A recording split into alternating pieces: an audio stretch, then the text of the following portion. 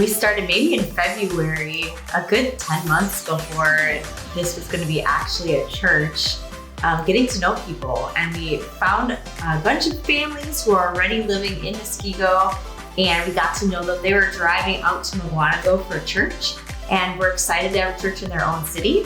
We were in Muskego. We started going to Brook Life, and they made an announcement that they're going to start a church in Muskego. We're like, great, it saves us 20-minute drives every Sunday. We threw a little party at that church in Muskego called Brook Life. Said, hey, anyone that lives in Muskego who's interested in having a church in their hometown, let's get together. We had multiple meetings at Tudor Oaks to get to know the other people of the launch team before we even had high school as to where we're going to launch it at. We took time praying for our neighbors and for our coworkers. We wrote names on sticky notes and put them on the wall of people that we would hope that God would touch. Brian was up in front, found a bunch of circles and lines. And, this group, your golfing buddies could be a group, your work buddies could be a group.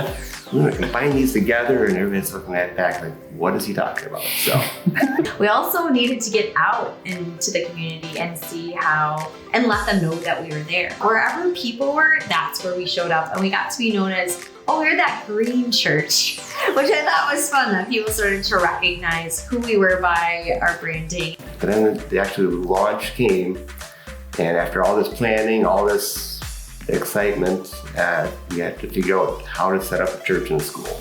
I'm a junior this year, and I think I was 7 when we started Lakepoint, and I remember that we would get there a lot earlier, like an hour or 2 early. Probably 2 hours early, yeah. And I would remember running around in the hallways with the other kids my age, and that while everyone was working on folding out the chairs, we would sneak backstage and steal the donuts. What time did that start, set up and tear down?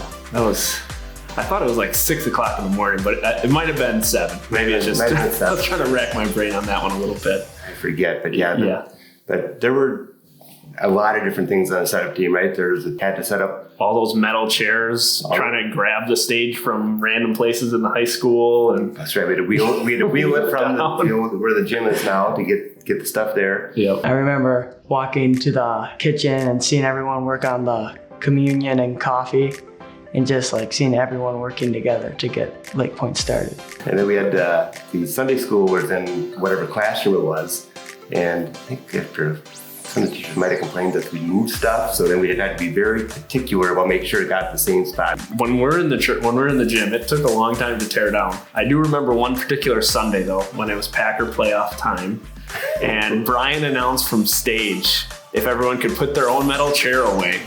And usually this took a couple hours for us to tear this down, and I think we got it done in 25 minutes because I made it to the playoff party in time for that.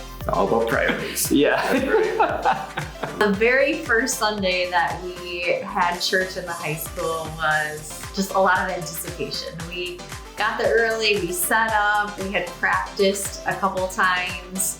We really had no idea who was going to show up. People actually showed up, so that was amazing. That first Sunday was unbelievable that as many people showed up. We had no idea how many people to expect. People walked through the door that you had met at a parade or at school or just out in the community and had invited. It just was an overwhelming feeling to say, this is why we sacrificed and prayed and planned for so many months. It was for this next person who didn't have a home church and was looking for a place to grow as a family. And so it was pretty special. That first Sunday was pretty special. Is there anything you miss about the old setup days?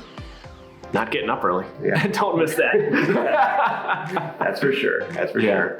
But no, you do get closer to people. That's for sure. That you have an excuse if you need to do it to talk to people, and not just for 5 minutes away for coffee. You're working with them for an hour, right? Yeah.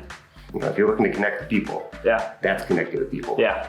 Good way to connect with people if you're just coming new to a church. I mean, when I first started there, I think it was a couple weeks before one of the pastors that asked me to help with the team, and I didn't know what I was getting myself into when I signed up for it, but it was neat to kind of just get in there. Brian, pastors are always asking for volunteers for this or that, so if you're new, don't shy away from that because there's a little bit of an ulterior motive. Yes, the work needs to get done, but they want you plugged in to get to know people with it.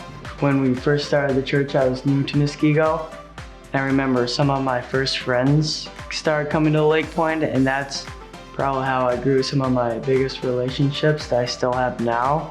I remember back when I was younger, it was just normal, like all of my friends were there and I got to be in the classroom, and I just see a lot of younger kids there, and it's kind of funny to be like, I was one of those kids once. Looking around the church on a Sunday morning and watching that next generation of kids come through the dock and watching that new young family with a pregnant mom coming through the doors, that's what's exciting for me. That we're not just a church that started and is growing and aging, but we're a church that's bringing in the next family that needs Jesus, whatever age they are. But it's just fun to see how as we grow and as we age, there's more people who need to hear the good news.